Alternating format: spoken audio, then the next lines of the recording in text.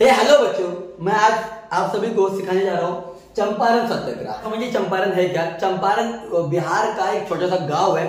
वहां पर किसानों मतलब कि वहां पर अंग्रेजों ने किसानों के ऊपर बहुत ज्यादा अत्याचार किया, जोर जबरदस्ती करके उनको कहा जाता था कि अपने पूरे जमीन के 15% हिस्सों पर आप इंडिगो की खेती करोगे, यानी कि नील की खेती करोगे। और जो किसान इसका विरोध करता था उसके ऊपर और टैक्स बढ़ा दिया जाता था, या फिर उसकी जमीन हड़प कर दी जाती थी, या फिर उसको जबरदस्ती जेल में डाल दिया जाता था।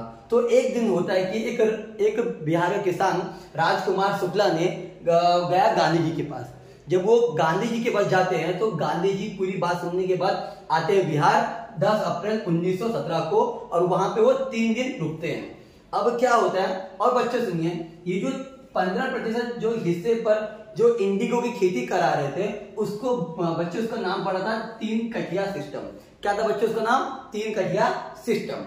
अब होता क्या है कि जब वो जैसे ही अंग्रेजों को मालूम पड़ता है गांधी जी बिहार आ रहे हैं, वैसे ही वहां के जो डिस्ट्रिक्ट मैजिस्ट्रेट रहते हैं उन्होंने आदेश दिया कि गांधी जी को अरेस्ट कर दिया जाए।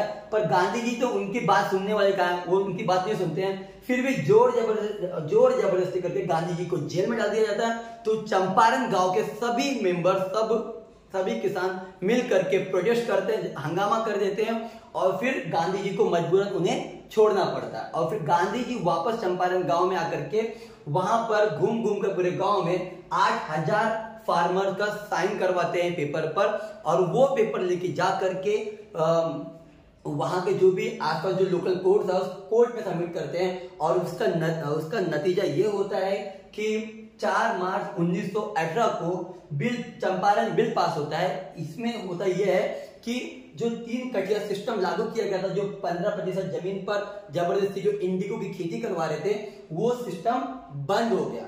इसी तरीके से होता है हमारा चंपारण सत्याग्रह, जो गांधी जी का पहला सत्याग्रह था भारत देश के अंदर। बच्चों, अगर आप लोगों को ये वीडियो अच्छी लगी हो तो प्लीज मेरे चैनल को लाइक शेयर सब्सक्राइब करिए, और अगर इससे रिलेटेड और भी कुछ जानना है तो कमेंट सेक्शन में कमेंट जरूर करें।